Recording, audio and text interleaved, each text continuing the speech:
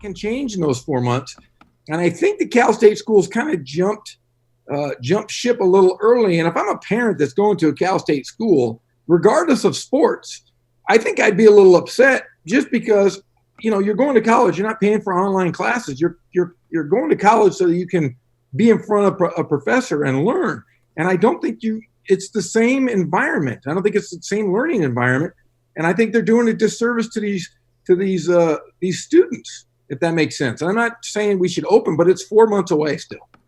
Yeah, I feel the same way. I feel like it was premature. We don't know. I know we're in the middle of May, but the middle of August might look and feel a lot different in California. And that brings up the next thing is that, okay, let's say California, let's just say for the sake of this conversation, all colleges, public ones, because CBU has already came out and said they will have classes in the fall.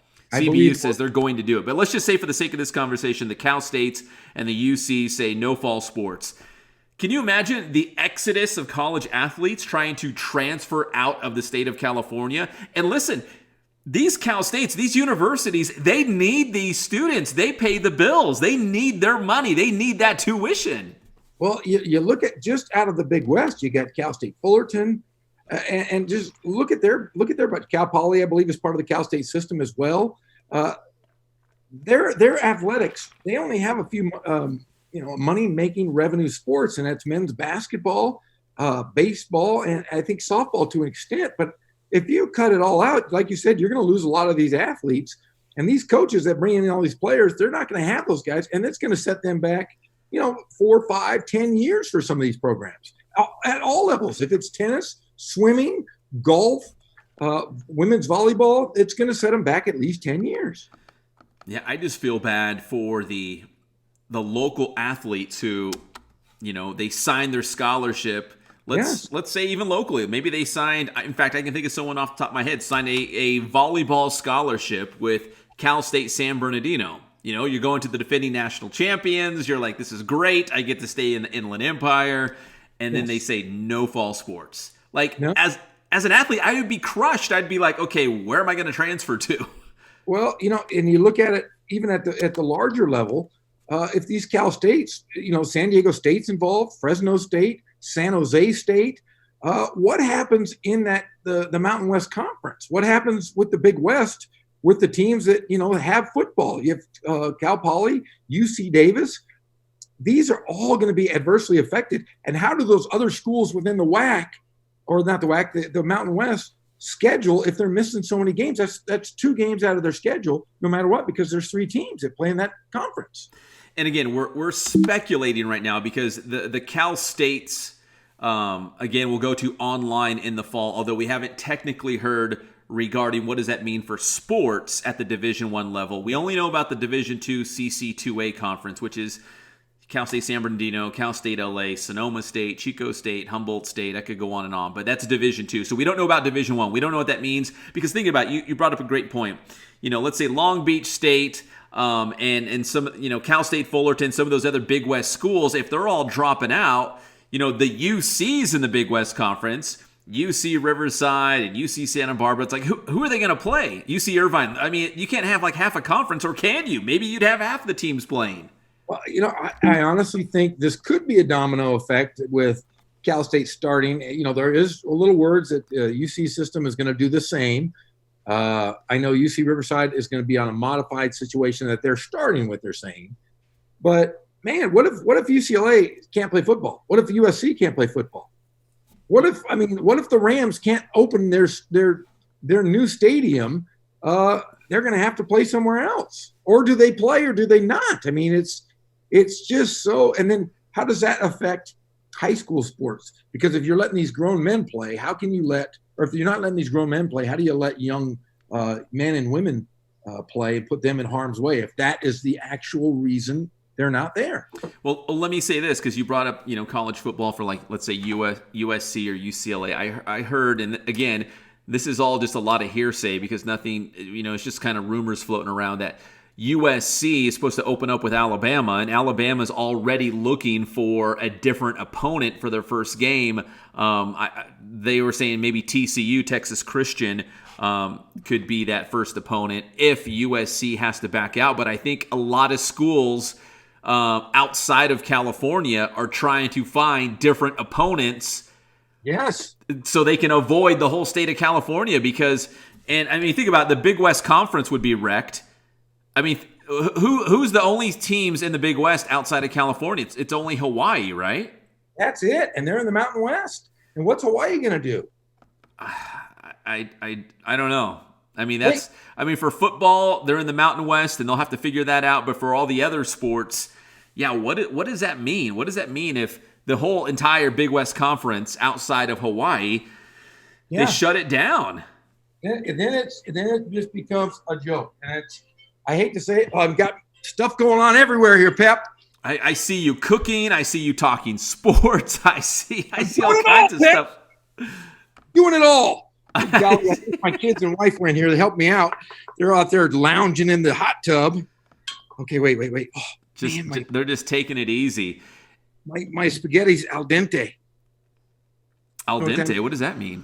It's cool. Hey, did you see a guy who's connecting?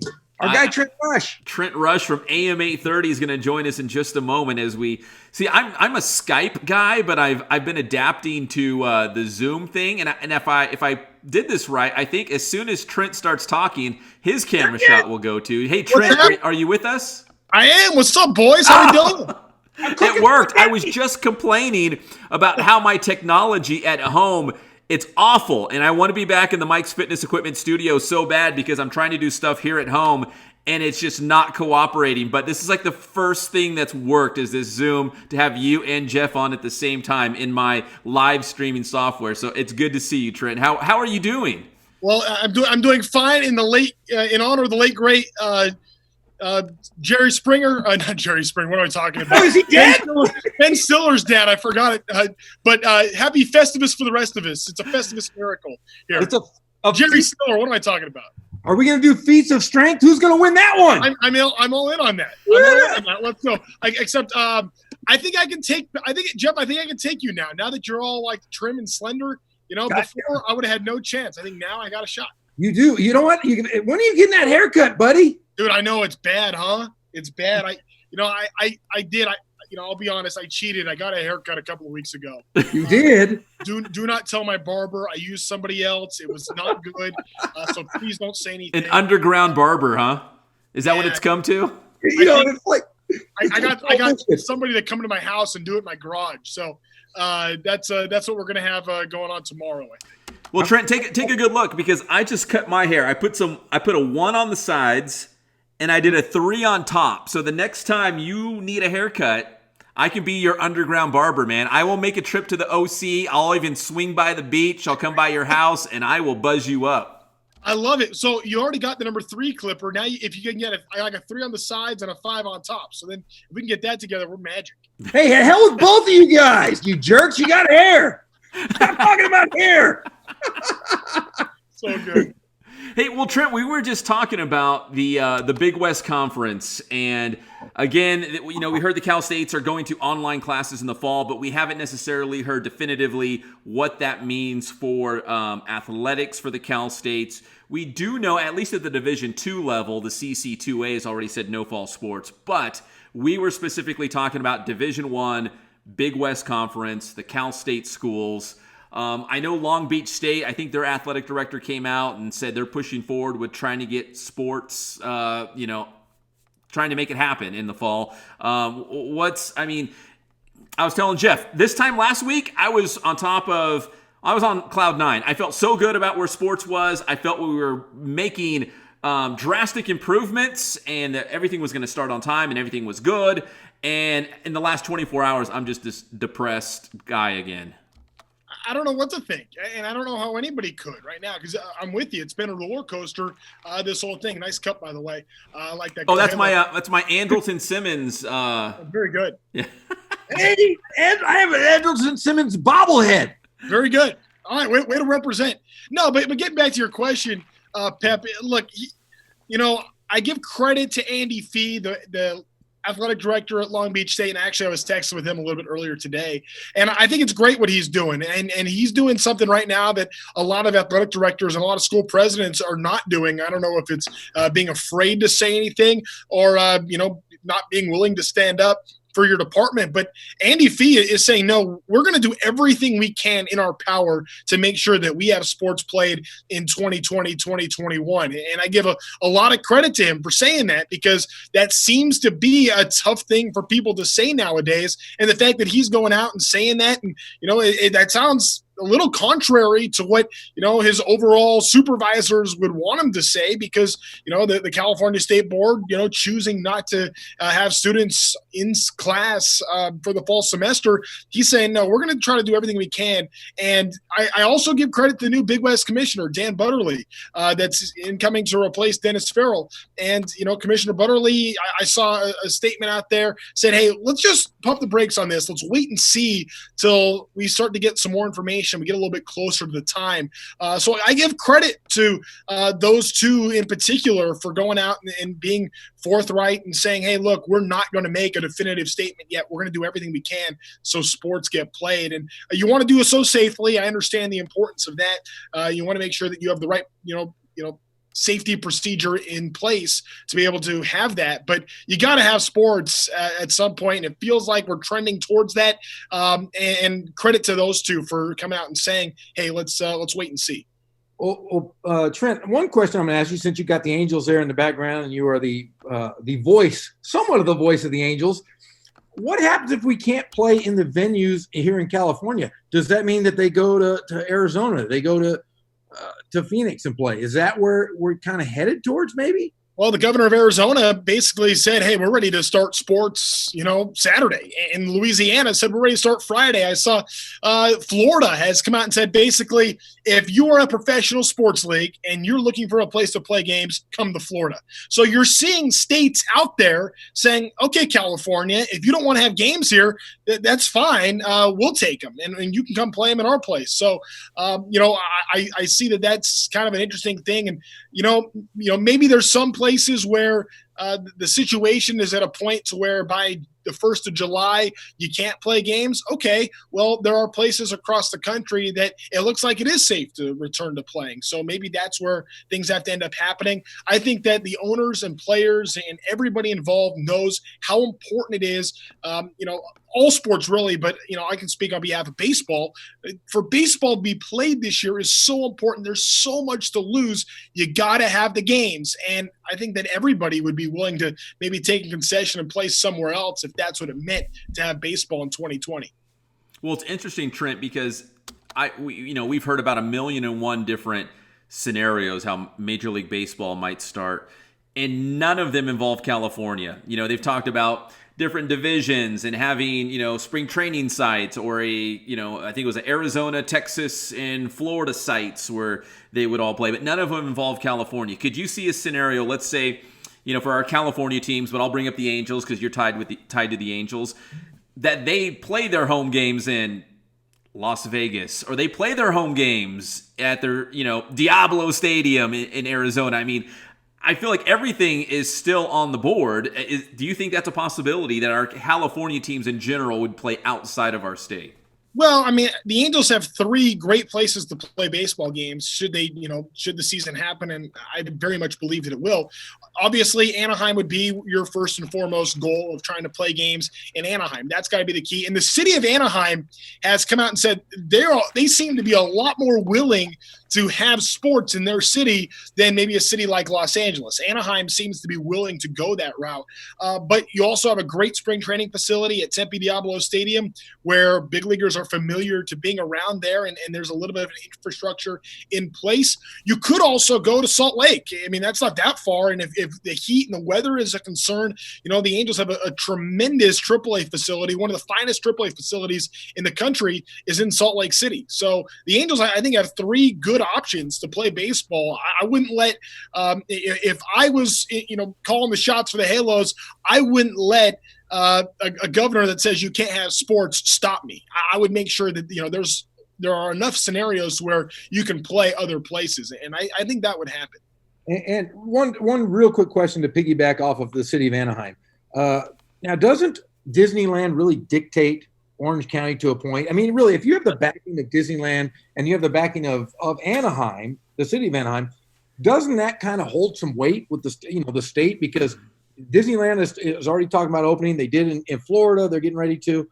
What happens if you're opening Disneyland but you can't have baseball? Well, Geoff, I don't know. I don't know what to say. That's one of those things. I think you're exactly right. And the city of Anaheim and Harry Sadu, the mayor of Anaheim, has been really good. And it seems like he and Artie Moreno seem to have a good relationship because they've just worked a new deal with the city. Artie just put up a little bit more money to buy some time for his stadium plans, and that seemed to go over pretty well. And of course, the city is going to be happy to take a little extra cash right now. But since he's become mayor, there seems to be a good relationship with the Angels, and Sadu is a very pro-business mayor, and obviously, Disney is calling a lot of shots, but Anaheim seems ready to open, but the mayor isn't above the governor, and that's kind of the situation you're in right now. So, look, I keep being reminded of 1942 when everyone was going off to war and there was a draft. And the big question was, and Kennesaw Mountain Landis, commissioner at the time, wrote FDR a letter saying, what should we do? Should we play baseball? And FDR wrote him back the very next day. It's called the Green Light Letter. He said it's so important for the nation to play ball, understanding the importance of baseball. Maybe that meant having some replacement players because big leaguers were still, if they got drafted, they still had to go to war. Baseball wasn't going to come in the way of that. But it was so important for baseball to be played, and they had support and backing of the federal government for that to happen. And it might be a case now here in 2020 where something like that may need to take place. Well, I'll write that letter to Donald Trump. I'll write it. I'll handwrite it. I'll send it. I don't think you'll write me back, but man, I'll tell you, I'm going crazy here. I miss the sports. I miss. Should be talking about the first month and a half of the baseball season. High school football's kind of in the balance. College football's in the balance. NBA, who knows what's going on there? It's the only people seem like they have an ultimate goal is the NFL, and we're starting on this date. But even then, they're going to have a hard time. Well, I mean, if you'll allow me, I'd like to ask you guys a question because I'm curious. I mean, this is one of those, so we're talking about professional baseball and the big leagues, all the pro sports out there, and there are going to be solutions. And the Angels, like I just talked about, they have a lot of options. There's a lot of different things they can do. What if I'm a junior in high school, finishing my junior year, getting ready for my senior high school football season? I mean, what are you supposed to do at that point? And you're supposed to play in California and you don't know what's happening? See, that's where my biggest concern is right now. And the same could go for the college sports too, but especially the college sports are one thing, and that stinks that if they're not able to play and being around UC Irvine, I know how much that hurt those seniors to not be able to finish their basketball run when things were looking so good for them. But boy, the high school players, could you imagine not getting to play your senior year of high school? This whole thing is unfathomable to me. I think there's going to be a mass exodus if that were to happen. I think Arizona, Texas, I think the school the Trinity League suffers because how long are those? I mean, they're going to leave. They're going to go and play somewhere else. Unless you were a 4-star, 5-star athlete, and I still think you want to play. I think you're going to have a mass exodus out of California. I think that in itself will affect almost all schools because you're going to lose teachers because there's going to be less enrollment up high schools, junior highs. So you're going to lose teachers. Education, I think, suffers the most. And I think that kids honestly just need to be back in school face to face with a teacher. I don't want my son. In fact, I'm being very honest. I have 3 boys. One's 14, one's 7, and one is 3. My youngest son is 3 years old. His brain is developing more so than you could ever imagine. From 3 to 5, those are important years. If I can't get him in front of a teacher, I'm going to have to move my family for as long as I can just so that they can be around students their own age, around face-to-face with teachers. And I think that's hurting the most is the students and the student athletes because a lot will happen if everybody leaves. Yeah. Obviously, that's like a huge concern, I would imagine. Like Bishop Gorman, all of a sudden, they're going to be pretty good. You like to think. But, yeah, I mean, and there's already an issue, right? I mean, I don't want to get too deep into, the politics of things. But, when the recession hit in 2008, there were people stopped having kids. I know that's a factor in Orange County. I don't know how it is in Riverside County, but in Orange County, that's a big deal. A lot of schools are already anticipating by like 2022, 2023 of having pretty low enrollment as it is, just because there are just not that many kids in Orange County. So I don't know. This whole thing, this isn't making matters any better in that front. No. Well, here's my take on it, guys. And you brought up the fact that what would high school athletes do? Would they leave California? What would professional teams do in California? Could we see the Angels play in Salt Lake City at the the home of the Bees or AAA affiliate? My take is this: whether it's high school or it's professional, and I hope this take ages well. I hope I'm not too far off, but I could see a scenario where the Dodgers are sharing Angel Stadium with the Halos, and it's probably because I've been doing too much stuff with the county of Riverside. Maybe I know too much. I don't know, but I just feel like LA County is doomed, and that the neighboring counties, let's say like Riverside County, San Bernardino County, Orange County, San Diego County, I feel like they're going to be opening up a lot quicker than LA County. So those LA County kids, could we see them moving out to the Inland Empire to play high school sports? I think it's definitely a possibility. Could we see, could we see the Lakers or the Clippers playing out their games at the Honda Center in Anaheim for the simple fact that LA County, I feel like, is going to be locked down for so long? And I know, I'm not going to go on this long diatribe, but the Riverside County Board of Supervisors, along with San Bernardino County, have already approved a new plan that they submitted to the governor today that they're going to reopen quicker than other parts of the state like LA County. And I know they are anxious to reopen business and schools, ASAP. So if the IE or Orange County is opening up and LA County is going to be on lockdown for 3 more months, why not? Why not have the Lakers at the Honda Center? Why not have the Dodgers at the Big A? You put them at Cal Baptist. You bet. Yes. You put them at CBU, for God's sakes. Their facility's nicer than Staples Center. You kidding me? Yeah, it's great. Hey, if you can't have fans there anyway, you might as well play at CBU, right? I mean, could the Lakers end up at the Brent Event Center in Irvine? No, they don't have a good enough light show. CBU light show.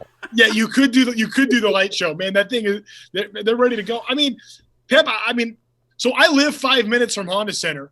I would be okay with that, but also maybe that would be like the ultimate tease because I couldn't go anyway. So I know the game is happening 5 minutes down the road from me, and I still have to watch it on TV. I don't know.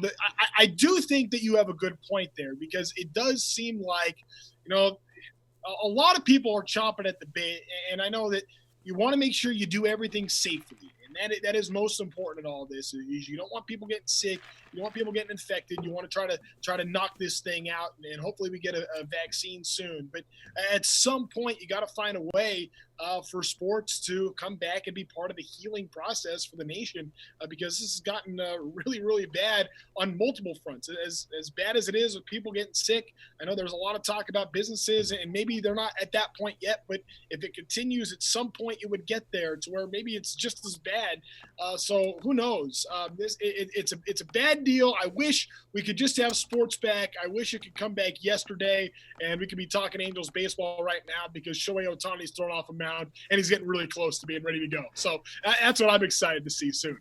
I love the Halos, baby. I can't wait to see Shohei. Trout and Rendon in the lineup together. Are you kidding me? We get these guys back to back, and I'm going to sit here for 2 months, and I haven't seen a baseball game yet. What is happening? God, and we got a new manager. We got a new skipper. I know things are going to be good. Once we get baseball back, things are going to be good. And on that front, I know that there's a lot of questions up in the air too. But I am confident we're going to have baseball in 2020. I'm confident we're going to have a lot of sports back, and hopefully things can work out. I tell you, I know you guys had the CIF commissioner on the Inland Sports Show. What was it, last week? You guys had him on. I thought he had some really interesting comments, and that's a tough spot to be right now. That's a job that I used to think would be pretty cool. I want no part of that right now. No, not at all. Well, and you guys just brought it up, and I'm going to play in our next segment. I'm going to play, I think, 2 of the sound bites from Rob Wygod, the CIF Southern Section Commissioner. And he is saying exactly what, and I think, Geoff, I was telling you off air, I think it was the California school superintendent for the entire state saying he wants the individual school districts to decide when they reopen. And I can tell you for fact, because it was public in the Board of Supervisors meeting for Riverside County, that the county supervisors said every single school district in Riverside County, which I think there's like 140, don't hold me to that number, but it was something like that. They have all of them, every single one of them have asked the Board of Supervisors to decide when they reopen, even though Rob Wygod, the CIF Southern Section Commissioner, and the school superintendent say, hey, let the school districts decide. The school districts are telling the supervisors, you tell us when it's safe and we'll reopen. And I can tell you in Riverside County, they want to reopen, man. So they might reopen weeks or months ahead of, let's say, LA County. That's why I'm saying, Arizona is so different from California right now. Could Riverside County and Orange County be a lot different than, let's say, LA County? I'm just saying, I don't know. Maybe this take will not age well, but that's how I feel. I agree with you. I mean, I don't know. I don't know where else to go other than, here we are stuck in this limbo where we're wanting to get sports back, and we haven't had the opportunity for this to happen. And here we are, and there's a lot of jockeying, and I can understand, this would not be the first time in history where government agencies would have the pass the buck mentality. Oh no, it's up to them to make the decision. No. We're not making the decision.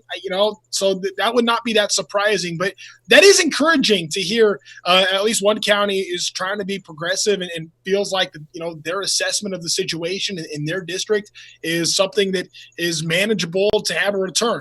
That's encouraging, and I think we all got really nervous by the initial projections that came out with this thing, and I can understand shutting down then, and things haven't been that bad, and maybe a lot of that does have to do with social distancing. I think that there have been a lot of places across the country that have done a really good job helping slow this thing down. Obviously, a lot of people have still gotten sick. A lot of people have died, and it's terribly tragic. But I guess if you're in an area where you really haven't had those same kind of effects, I think why not be able to make the decision for what you know best, and that's your territory.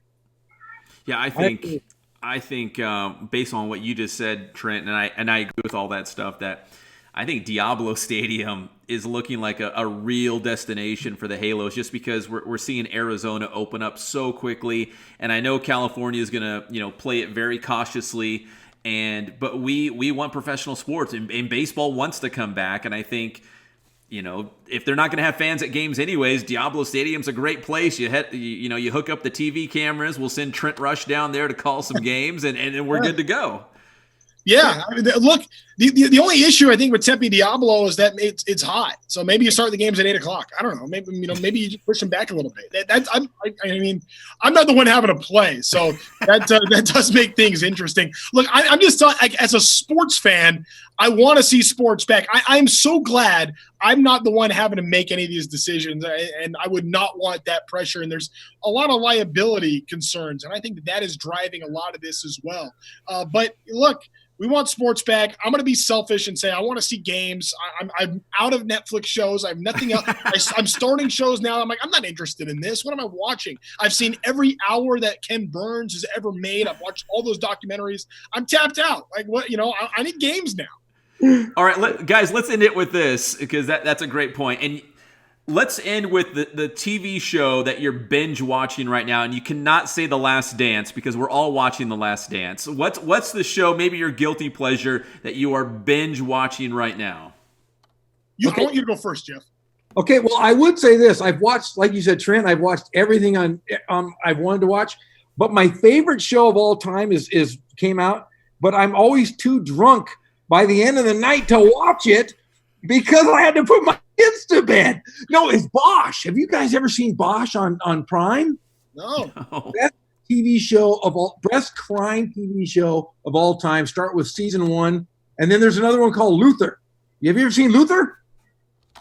No. It's with Idris Elba. You know the guy. He was in Thor. Yes. He's really a good-looking guy. My wife likes him. It's a great show called Luther. It's kind of hard to listen to the first episode because they speak really serious British, like they're from Cockney. That's like British, very British. But no, those are my two shows: Bosch and Luther. All right, Trent, you're up. So I've made it through. I started watching Seinfeld before the quarantine because I got the DVD, so I finished that.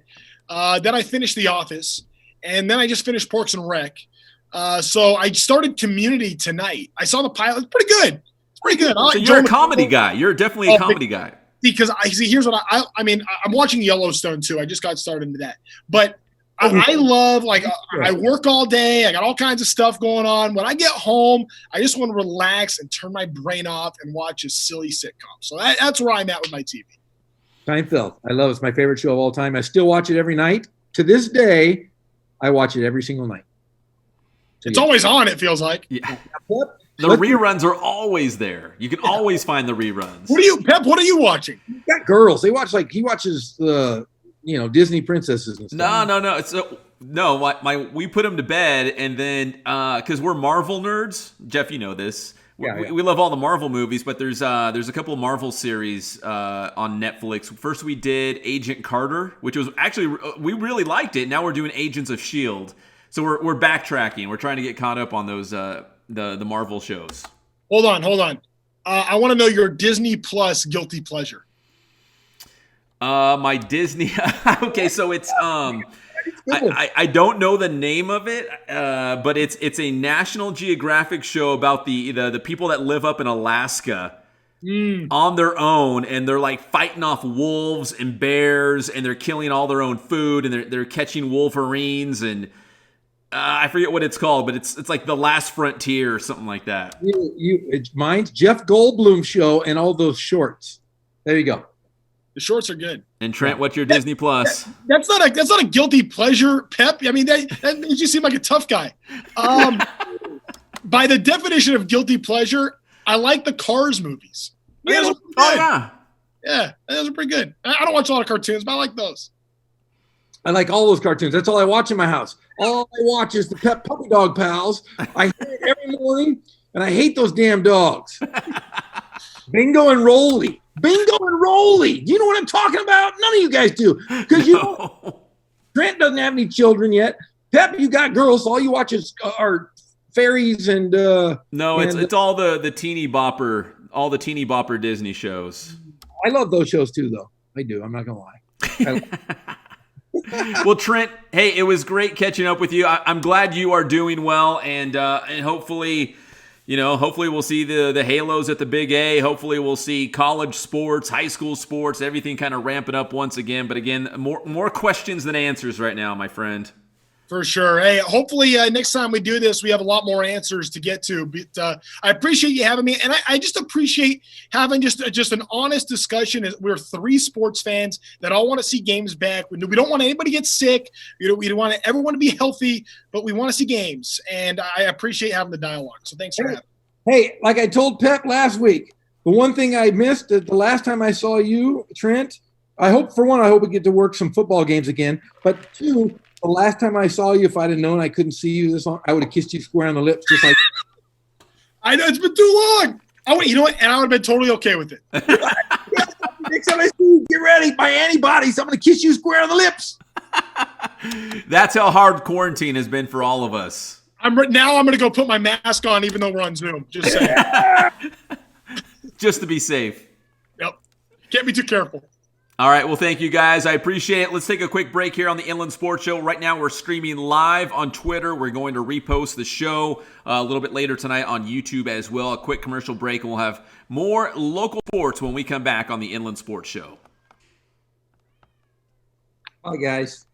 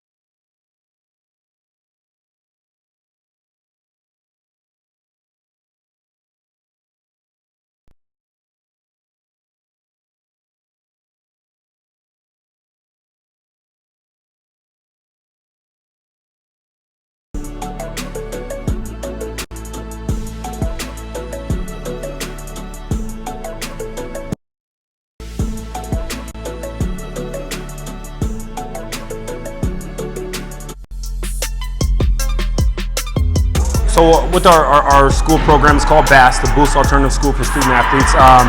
We've had our school for about 3 years now. We're going to be opening up enrollment for the 2020-2021 school year. And if you really want to get involved, it's all referral based. You either have to come speak with us directly, or if you know someone who's currently in the program. But it's a great program. It's all the meat and potatoes of just your rigorous academic program and a complete collegiate strength and speed development program as well. It's a real collegiate vibe. It challenges the kids. It's not an easy program by any means, but we've had a lot of growth with our student athletes as they move on to high school, whether they're going to a public school or private school. It's a program that really prepares you, not just academically, but physically for the next level.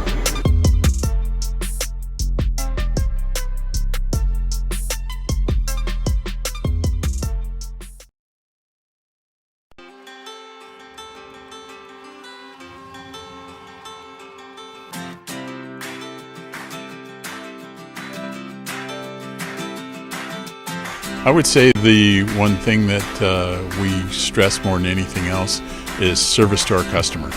Make sure that they're taking care of whatever you can do to make sure that that order gets to them on time and it's the right quality and what they want.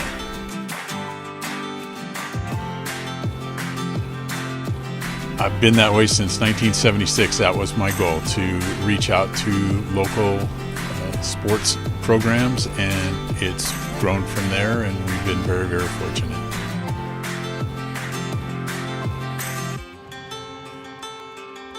My grandson is right over here. He's working for us, and he's going to college right now, and that's exactly what my son did 20-some years ago, and it keeps on going, you know.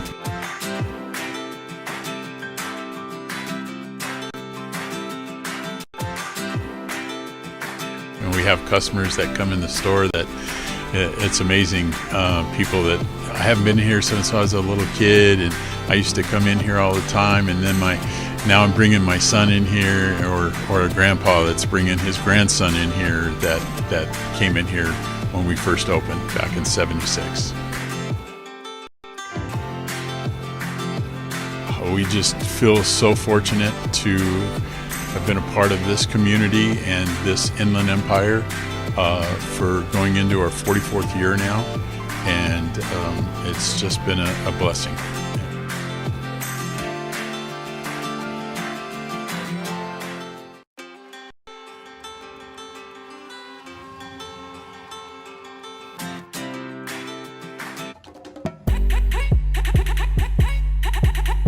Hey, what's up, everybody? Don't forget, there's 2 Spoiled locations now. I'm at the brand new one right off the 90 at Arlington. You can spoil yourself. You can spoil your car. You come in here, 10 minutes, you're in and you're out. You're back on the road. Go check out Spoiled, local business, locally owned and operated. And they've got the location off the 215 freeway at Alessandro. And this one, the brand new one here, off of the 91 at Arlington. I felt spoiled. It was great. I got in easy. I mean, the price was the best. The price is just helped me out. And what I really enjoyed about is that they explained to me what was going on today. And I feel like when I walked out of here, I just felt so special. I said I had a new boyfriend. His name is Spoiled. You got your flowers. Yeah, I got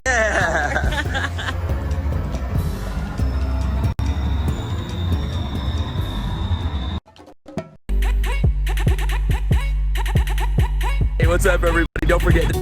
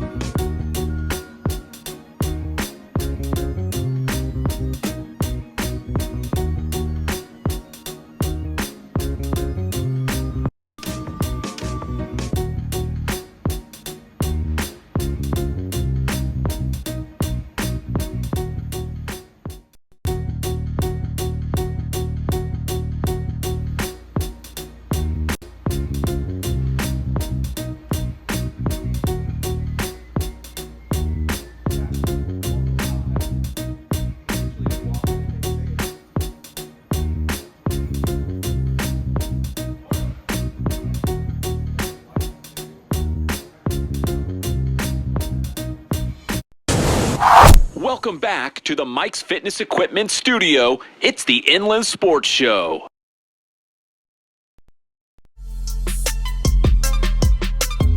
So with our school program, it's called BASS, the Boost Alternative School for Student Athletes. We've been at our school for about 3 years now. We're going to be opening up enrollment for the 2020-2021 school year. And if you really want to get involved,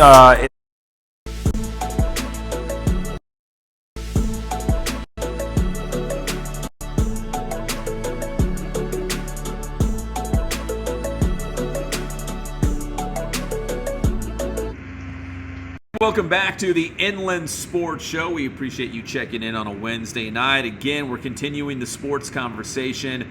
A lot of questions, not a lot of answers at this point, and things seem to be changing day by day. Join us live on the show. He is the head men's basketball coach at Life Pacific, also the athletic director, and I've got some questions for him. Oh my gosh, I've got some questions for him because we heard all this news about the Cal States making their decision for online classes. All kinds of crazy stuff's happening. But first and foremost, he's a friend, and I want to know about his son, Austin, the great Austin Cook, signing with Idaho State. So first off, Coach Cook, we appreciate you jumping on the show, and your son, Austin Cook, the pride of Damien High School, signing with the Bengals. How does that feel? Well, did you see that big breath of air?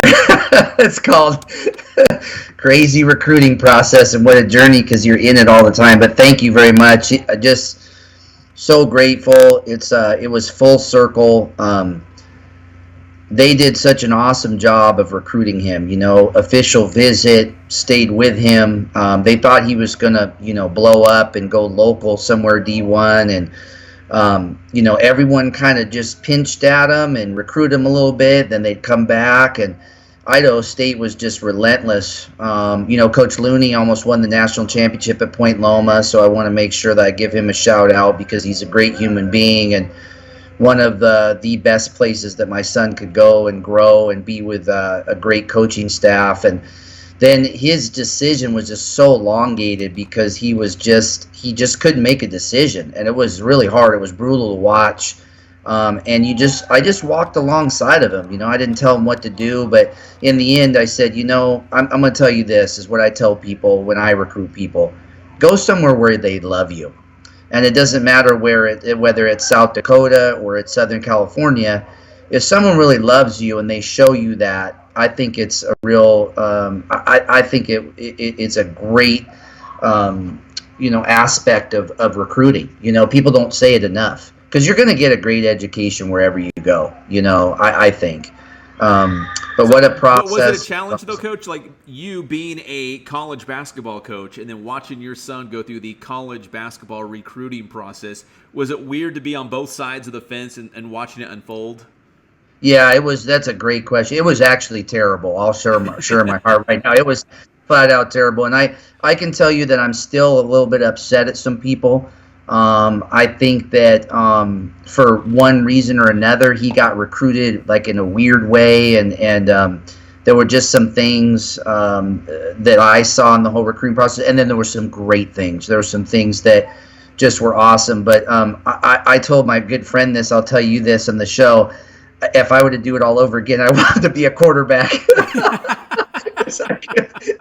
It was really difficult to go through it, and be a college basketball coach to see it all. Yeah. Because you just heard you heard all this tickle in the ear stuff and everything, and you're like, what did he just say? Does he not know that I don't work at IBM or downtown in the law office? I'm a college basketball coach. So, but for most of the part, it was great, and that staff just, oh my goodness, can they recruit? I mean, relentless in a good way, So kudos. They're going to be really good too, Pep. They had signed like a 10-man class. They've got shooters everywhere, skilled guys, and I think they're going to be really good in the Big Sky, at least in a couple years. They got a lot of fresh. When are we going to? Because we know Life Pacific loves to schedule those Division I schools. When are we going to see the Life Pacific versus Idaho State game? Austin said to me before he signed the NLI, he said, we're playing, right? That's right. I said, I'll never give you that because there'd be so much trash talking as he ran by the bench. I think we'd probably get a tee. Have you ever, I would assume not, but have you ever had to coach against him? No, never. And I'll never do it. He told me though, he said, if you don't schedule that game, Dad, I'm not coming home. And I said, that's okay. You can stay there. I'll miss you. Well, Coach, speaking of your schedule, you do schedule those Division I schools, and go ahead. What's your non-conference look like for those Division I schools? Because you always have a couple of them in there. Yeah, so we're still getting hit up by a lot. I only have like one left, and I'm kind of saving it, but we had a chance to play UNLV, and I turned that one down just because it was too close to it was like a day before a league game. I can't do that, But we are going to play UC Irvine. We are scheduled a date with UCR. Haven't signed the contract, but that one looks pretty good. We play that every year. That's a great game, too, for all of us. And then we're playing at San Jose State and at Southern Utah.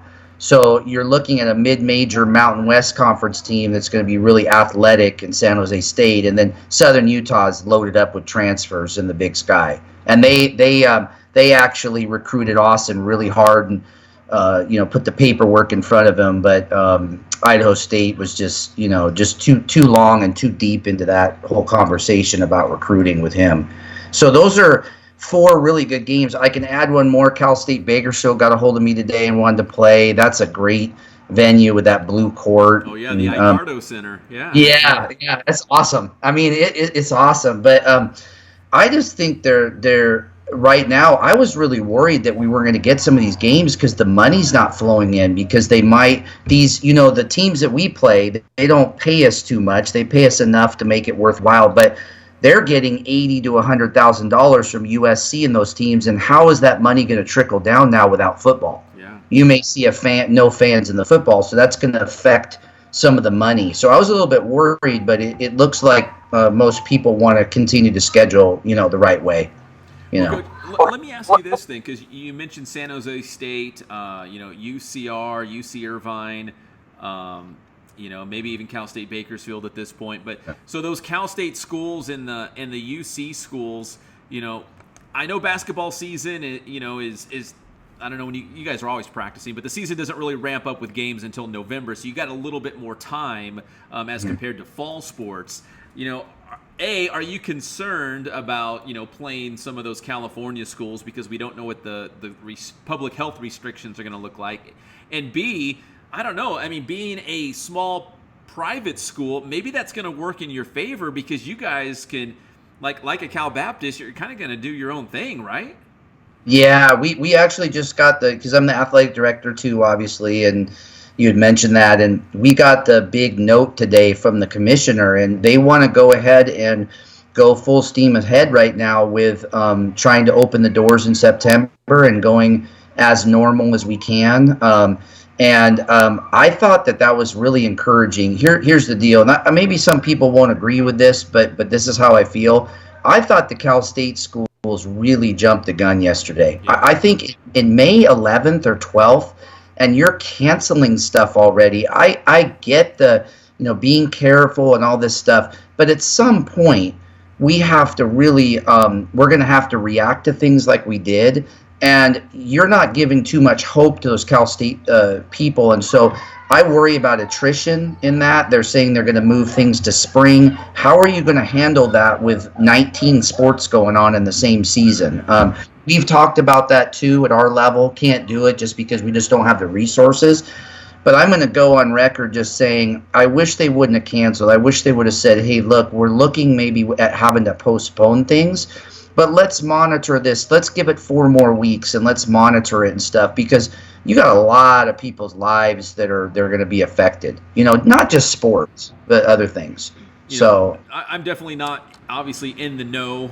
I don't know how far out they need to make these decisions, but I would think even like July 15th. If it was July 15th, I'd be like, okay, kids are starting to think about, reporting back to campus. The fall sports would start, mid to late August. Okay, that makes a lot of sense. But yeah, I think myself included, we are all kind of caught off guard, like, whoa, you're going to go to online classes for the fall? Now, I will say this too. We have not formally heard, let's say like for the Big West Conference schools, the Division I Cal State schools, they haven't formally said what that means for athletics. We're just kind of assuming it's not going to be good. But the CC2A, which is Division II schools in the state of California, they already said they're done for fall sports. Do you have any CC2A schools on your schedule? We don't, and I was really thankful we almost did. Going back to that decision again, I just thought, I agree with you. July 1st was supposed to be our decision for the GSAC and for other things. And we're very close with the D2 stuff because that's our level. GSAC and D2 are very tied together. But we're kind of at the point now where our leadership amongst the 10 schools in our conference are saying, you know what? We're going to wait, and we already reacted really well to this. We went to online classes in 2 days, and so we're going to wait and step back and not get everyone in a funk, because I talk to people, Pep, both coaching friends, AD friends, and regular students, and they said that they're really discouraged by that it was so early. And those things. And so it's such a fine balance right now, and this is why it's so hard right now, because we need sports. I mean, people love sports. It's a community for them. We're not just talking about professional sports. We're talking about people's livelihoods, going to get an education, doing sports. I mean, it's a big part of our culture. And I think that the more we can become reactionary now and react to things and do it in a great way, which we've already done and proven, I think we can push up on the timeline a little bit more. I really do. Do you think, obviously, maybe I already know the answer to this, but obviously the private schools like the Life Pacifics, the Cal Baptists, they're going to have a little bit more liberty, a little bit more freedom to make their own decisions, as you know. And I know the GSAC. What is that? All private schools, right? In the GSAC. So yes, I know you have you're going to have some sort of a group consensus, right, for all the GSAC schools to continue. But I feel like those private schools are going to have a lot more freedom to do what they need to do. And even, I know you're a former CBU coach, and CBU's now in the WAC. If you look at the WAC, Bakersfield's moving to the Big West Conference. So the WAC is schools all outside of California except CBU. If for some reason, even for fall sports, but even for some reason it spilled into basketball, I could see them playing their entire conference schedule just fine, because they will be out of California. They'll probably be going to different places where the restrictions won't be so tight, if it came to that. So that's a great point. So what do you think that means for the GSAC? Even though the Cal States might be making some decisions, the UCs might be making some decisions, but the GSAC, again, I feel has a little more flexibility to do what they need to do. Yeah, it's a great point. What I like about not only our leadership, LPR president is fantastic, and then the presidents got together, and we have a really good leadership core. And what I like is they went with everything that the NCAA did, and they went with everything the governance did when this first came on. And now they're saying, well, wait a minute. You know what? Let's be together, and because we don't have to be like the Cal State schools and UC schools. We're still taking top priority for our students and our student athletes. But we did a great job of reacting to this stuff. Let's keep continuing to put things in place so that we could get back to some normalcy, whether that be a percentage online, whether that being bring all the students back. I know CBU's got a great contingency plan to bring everyone back. We're on the same contingency plan. I think it's fantastic. I think we need to keep stepping forward and realizing that, we're not trying to go up against the grain of the UC and Cal State schools. We're with you. But we also have the liberty as a private school to say, hey, look, we're going to do things differently. We've done everything the right way and all the protocols, and we're going to do that. The only thing that we have to be careful in the GSAC is, and I hate to say this, but as a man of faith, you have to be careful about, hey, it's a Christian school and they're doing this different and all this stuff, and people just throw darts at us, and people have to be real careful of not judging how we do it. We're doing everything the right way, and we're not going to bring students back if it's unhealthy. But we are going to stand up and say, look, we're looking at everything, and if we feel that it's going to be safe to do it this way, and this way, we're going to do it. Absolutely. And then other people, they're always saying, well, they're a small school, they're just trying to survive. That's not true at all. We have really good backing.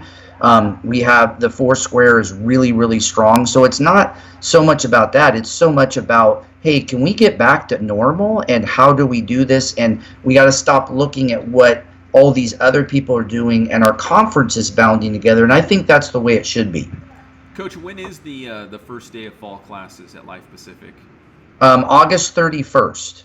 Okay, so you've got some time still. Yeah, it's some good time. I thought that they would push it back a little bit to like maybe September 7th or something. But our protocols right now say August 31st. And so if that changes, then it changes. But the only thing that we're looking at is, the online stuff, and then maybe sports without fans and stuff. But we haven't gotten to that yet because we feel like we're following everything, and we're going to try to go into the school year normal. Well, Coach, man, that's some great information. I've been, wanting to catch up with you anyways, and then this kind of all unfolded, and so. But yeah, I'm glad you're doing well. I'm glad Austin is signed, sealed, and delivered to Idaho State. So there's a lot of great things happening in the Cook household. So it's good to hear from you. Good to see you're doing well. You too. I'm just so thankful to be on, Pep, and thank you for giving it's a chance at the small college to, be on something like this and get the word out. And I just appreciate your friendship too in the show. All right. Well, thank you, Coach. I appreciate it. As my light just died. I don't know if you see me. I got dark. Yeah, I saw it. Again, the fun of doing the show at home, man, like the quarantine style. Nothing works. Quarantine. The great Tim Cook from Life Pacific, home of the Warriors. Hey, Coach, good to talk to you, and let's do it again soon. Oh, thanks so much. See ya. All right, see ya. That's Tim Cook, head basketball coach at Life Pacific, one of our friends from the show, former CBU assistant as well, talking about that, and that's a great unique perspective of what the private colleges could do. So the Cal States, going online in the fall. What will the UCs do? But then you got schools like California Baptist, who has announced they are planning to reopen like normal in the fall with students on campus. And you heard from Coach Cook, who's also the athletic director. That's what they're pushing ahead to as well. They're going to have students on campus. Granted, if something changes along with the health guidelines and they can't, then they won't, because the safety of the students is paramount. But right now, they are charging ahead to have schools open. And who knows, maybe we'll see students leaving Cal States or leaving UCs to go to these private schools where things will be a little bit more normal, like a Life Pacific, like a California Baptist. So I don't know. We'll have to see. Again, what is today? May 13th. We still got a little bit of time. As you heard, their fall semester will start on August 31st. So we still got May, June, 3 months, better part of 3 months to kind of figure this out and see what the COVID-19 response is going to look like in a couple more months here. But let's take one more commercial break. And when we come back, I know a lot of people have been wanting to hear this. We had a long 25-minute interview with CIF Southern Section Commissioner Rob Wygod to talk about what is the fall sports scene going to look like? What does that mean for high school football? So we're going to play a couple of his more, I would say, important sound bites from our conversation with him. So we'll be back with more Inland Sports Show right after this.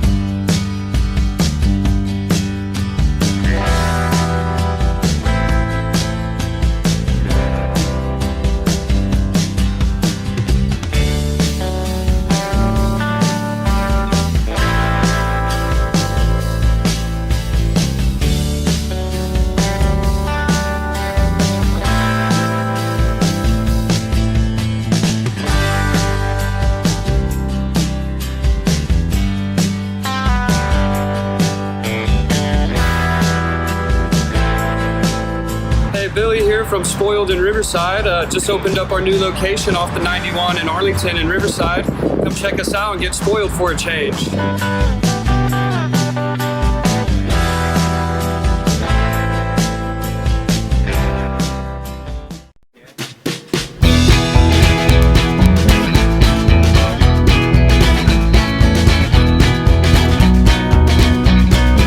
Thank God, first of all.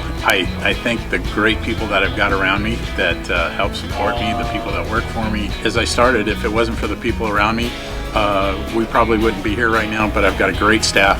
I've got great people that do stuff for us outside the store, and we've been very, very fortunate.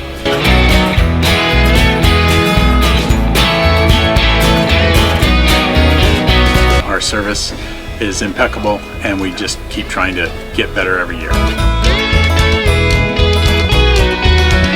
We can do online stuff for your teams, as well as, like I said, the screen printing, the embroidery. We also have 3 women that do extra sewing for us, like tackle tool on uniforms, or the bling or rhinestones for different shirts for the ladies.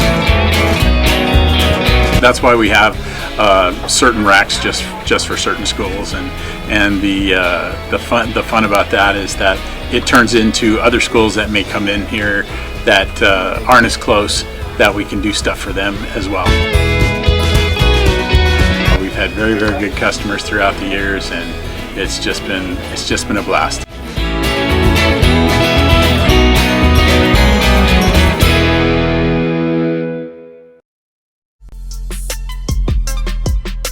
You know, I mean, I always tell, my student athletes that, hey, gains are gains. It's everyone's where they're at, and all you have to worry about is making those small improvements. I see, I've been doing this for 10 years now, and I see kids who start off, slow and end up being really good, and talented student athletes, and I see others who start off really fast and they end up, petering out. And a lot of that has to do with, the hype of being a young student athlete and having all this shine, all this glory, and then you stop working. So, and I hate that. I feel like that's one of the things as a coach you have to, really hammer into your athletes that, it's a journey, and starting in high school or even making it to college, it's just all part of the journey, but not the destination. The destination is growth. Destination is to keep moving forward. What I do want to see is I want to see them grow. I want to see them grow academically. I want to see them to grow physically. And as long as we get that growth, they're gonna see some change. They're gonna be better off than where they were, and that's gonna set them on a good path, athletically and academically, throughout life. So if you think you're ready to grow, if you think you're ready to move out of your comfort zone, then come train here at Boost. Because I tell you right now, it's not a place to be comfortable. We're gonna push you. We're gonna help you grow. But if you think you're ready for it, come check us out.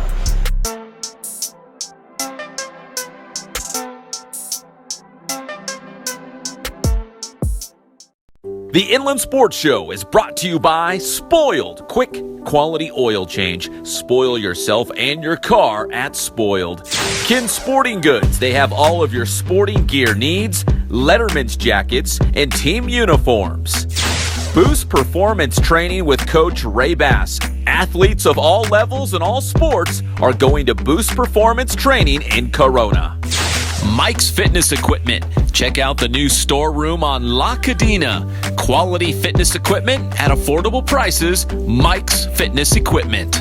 And JoJo's Grill-A-Dog, located in the Mountain Grove Shopping Center in Redlands. Let's be frank, not all dogs are created equal.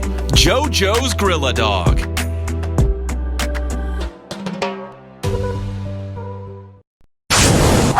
Welcome back to the Mike's Fitness Equipment Studio. It's the Inland Sports Show.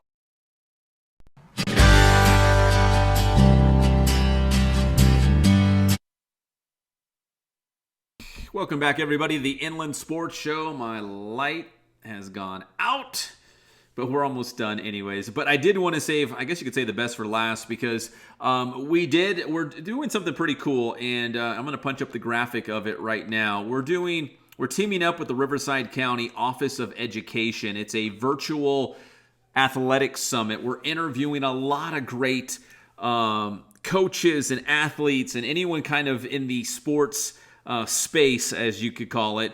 We talked to the mental performance coach for the University of Notre Dame football team, Dr. Amber Selking. We talked to Mark Collins from Pacific High School, who is a Super Bowl champion with the New York Giants. We're going to have Matt Logan on, Centennial High School football coach. And, of course, we had CIF Southern Section Commissioner Rob Wygod also on. And these are long formatted interviews, about 25 minutes long. And we touched on a lot of different things. And, of course, what everyone is talking about right now is, can the CIF Southern Section come back? Will football return in the fall? Now, I shared some of this stuff on social media, but I wanted to play some other sound bites from our interview. We will post the entire 25-minute interview when the virtual summit's scheduled for the first week of June, so it'll be closer to that. But I did want to share some of those sound bites with Commissioner Wygod talking about the future of high school sports. And as you're about to hear, he thinks it'll come down to the school districts, and that's what the state superintendent for schools said earlier today. He said that he wants the school districts to decide when they should return. So here's Commissioner Wygod talking about the fact that the schools on the local level should decide when it's safe to return to sports. Inland Sports. With all due respect to the governor, I still believe that regardless of what he might say, it's still going to come down to that local school board, and private school leadership to decide what they want to do. And that will be the same regardless. I mean, if we are looking at a scenario, as I mentioned to you, monitoring our schools and start dates and when they're allowing activities to resume, and we see 75% of our schools have returned, well, then we have a decision to make. Do we go forward with 75%? And those that have decided not yet to resume their athletic activities, I certainly respect their decisions. They're the ones empowered to make them, and they know their schools and communities best. But do we go forward with not 100% of our schools back so that we can benefit the most number of students that we can? So, as I said, if the governor was to state that this is the date that all schools should reopen their campuses, it's still the local schools to decide whether that's going to work for them or not. And if he was to say they can't be back on their campuses, but the health professionals and the leadership administration of that particular entity believes that it is healthy and safe for them to return, then they're going to do that. And that's a good point by Commissioner Wygod there, that, it'll come, he thinks it should come from the local level, which I agree with him as well, but we'll see how that trickles down from the governor's office to, let's say, the county level. And I can't speak for all the counties, but I do know this in Riverside County. I've mentioned this before, that at the previous Board of Supervisors meeting, they said that the school districts in Riverside County are looking for guidance from the Board of Supervisors on when they can return. So at least in Riverside County, it looks like the Board of Supervisors will decide when the school districts can come back, because that's what the school districts want. Here's more with our conversation with Commissioner Wygod about the return of fall sports. Inland sports. We are very clear that all options are on the table to try our best to restore high school athletics when the time comes, when our health professionals and the folks that the experts that we will respect, obviously, and follow their guidance. The biggest thing for people to understand is that we will have to work with our schools, and our schools are going to be making decisions on when they return academically. As I mentioned, with student athlete, and our schools, among a section as large as ours, already have different start dates. That's a given anyway.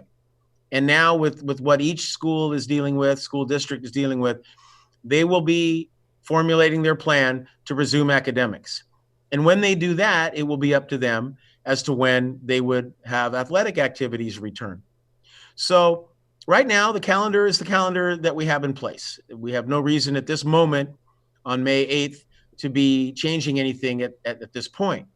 But what we're going to be doing is monitoring our schools. We have a spreadsheet of every single public high school district in our section. It includes a bunch of our private schools as well. We already have that working document with the dates that our schools have said that they are going to open right now. We're going to continue to monitor it to see it change or stay the same, or whatever those decisions are, because they're going to be local decisions. They're going to be made by local public schools and by private schools and their boards and their leadership. And once we have a sense of how many of our schools have returned, how many of them have been able to resume their athletic activities, then we can put together a sports calendar for fall sports.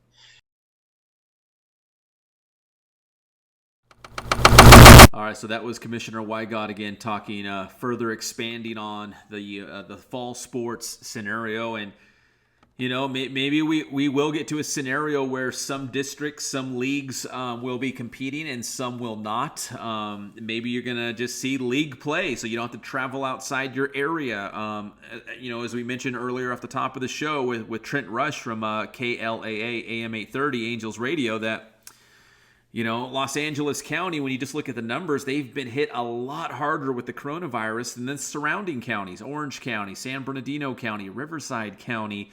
So, who knows? They might try to keep it more in a bubble. You just play your league games. You stay close to home, but we'll see. And again, Commissioner Wygod will be leaning on the school districts and the individual schools to make that decision on when they can return. right now we fall under a lot of state orders, but as we heard, again, it's probably worth repeating, the state superintendent for schools has said that he wants to see those decisions come at a local level. Let the local school districts and the health professionals decide, because again, it's not one size fits all. Everything's a little bit different, especially in a state like California, where there's some areas that have been hit hard and some areas that have not been hit that hard at all. So here we are on May 13th, and the good thing is I think we still have a little bit of time before we have to jump ahead and try to make decisions about this. But that time is coming, and I know there's several contingency plans in place just in case for any kind of scenario that might pop up. As if this was July 15th, then yeah, we're going to be putting the wood to the screws, and it's going to be go time pretty soon, especially for those fall sports. So anyways, I hate to speculate because, again, nobody really knows. All you can do is try to plan as best as possible and plan for basically every scenario so that when whatever happens, you're ready to go. I mean, we were seeing it with a lot of local small businesses that have been shut down.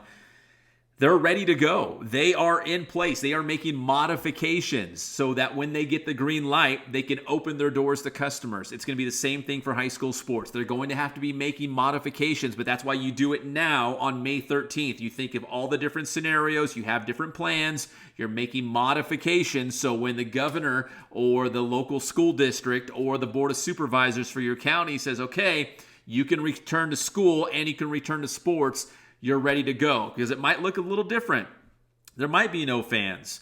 You might have to still do social distancing. If you want to go to a game, you're going to have to wear a mask. I don't know what that's going to be, but if you have the plans in place, when they give you the green light, you go instead of trying to trip over yourself coming out of the gate. Anyways, that's just my personal take.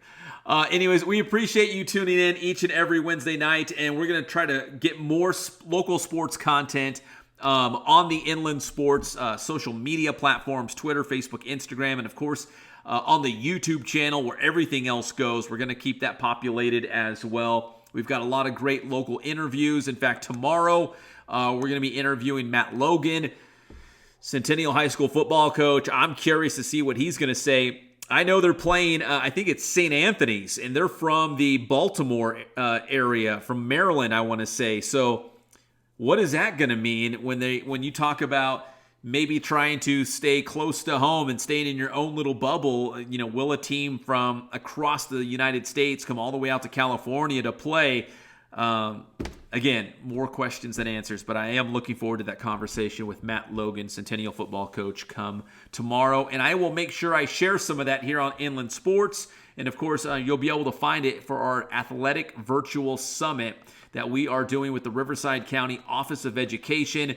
We're going to roll that out the first week of June. A lot of great interviews. We've already got some in the can, and we've got some still coming up with NFL players, college football players, local administrators. Like I mentioned, the mental performance coach for the University of Notre Dame football team, the Fighting Irish.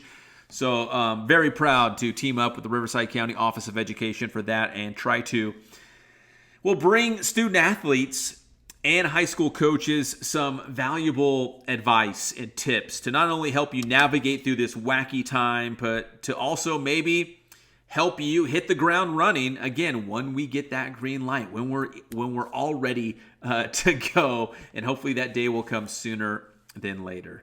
Again, my name is Geoff Fernandez. I can't thank you guys enough for the support. There's a lot of people hurting out there, so let's be kind. Let's help each other because it is hard right now. We don't know what others are going through, so just be considerate and stay strong out there. God bless you guys, and we'll see you next Wednesday night on the Inland Sports Show.